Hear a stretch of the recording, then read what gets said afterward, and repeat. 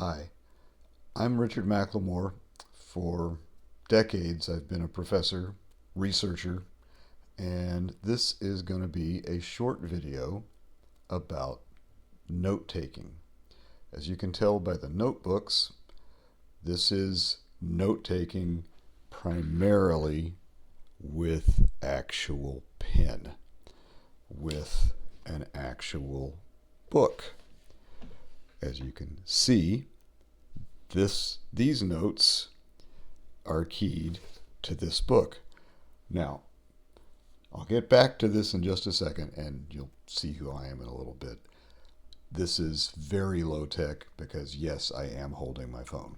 What you can see behind you, there are other ways of taking notes. You can take pictures. You can put them into OneNote. You can do grabs of the information.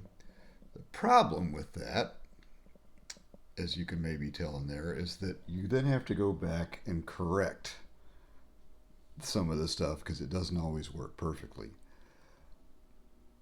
The cool part, though, is if you want to put those quotations into a paper or project you're working on, it's pretty easy to just copy and paste them.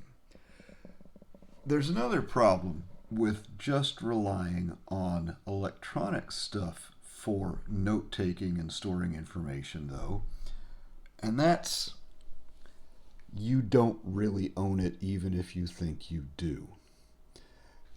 All these notebooks, these go back 30 years.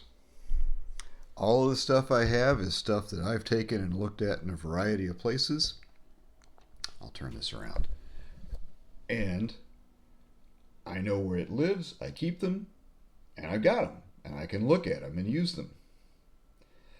The problem with relying on electronic stuff is over the same period of time, I have lived through about 5 different storage technologies.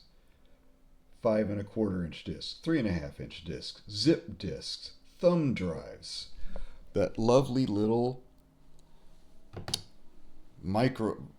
it's a hard drive, whatever, and it's cool. I've had that for 15 years or so now. It's pretty reliable. But the software stuff changes. It might mess up at some point. Sure, if somebody spills a whole bunch of water on this, it could be a problem, but that's not that big a deal. And there's one other recommendation about taking notes, as you can see from this. If you do things the way I'd recommend, key your page numbers, leave yourself space, you can develop a conversation. You can ask questions. You can write comments. You can add information. The space for developing projects starts right there as you ask questions, answer them, raise ideas, work back through things. Maybe something you read in this reminds you of something that you read in this, and if you have taken notes in your text, however you're reading it, and most of the text we have online, you also have the ability to add highlights in some way or comments so that you can go back and flag them.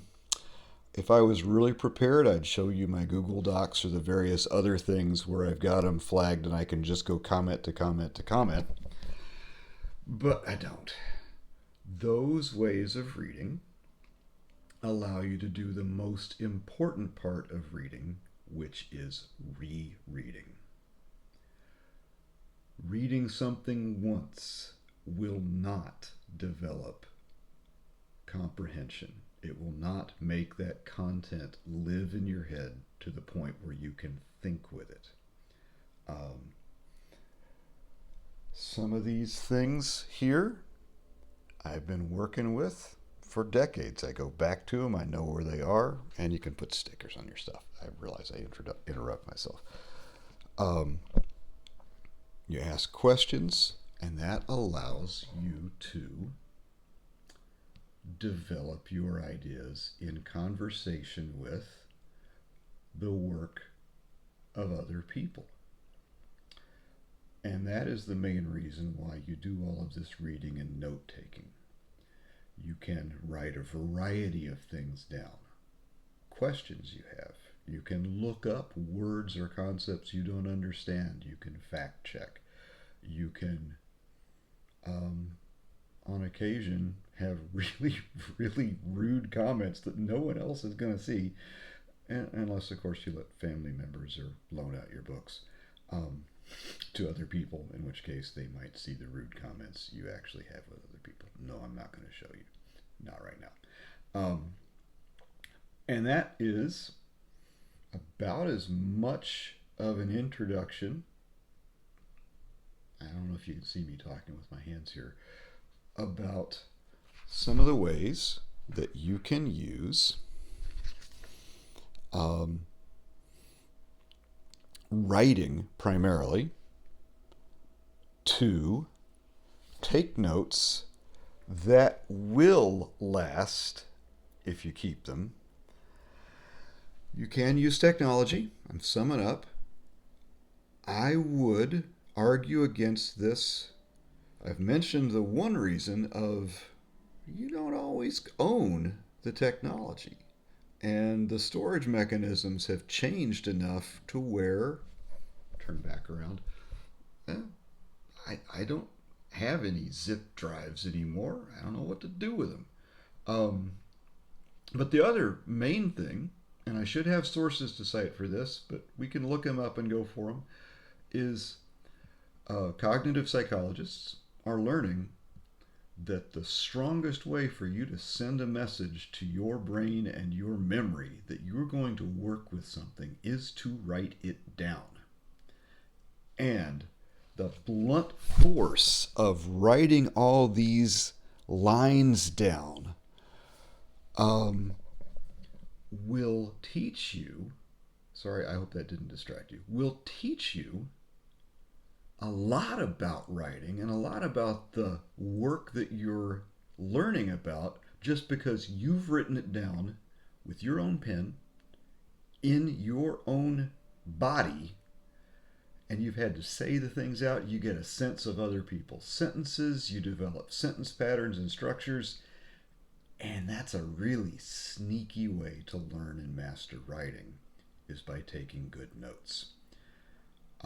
Hopefully this will be somewhat manageable. If not, no one will ever see it. But anyway, I'm Richard McLemore. You can and I teach in the rhetoric department. And thanks for looking.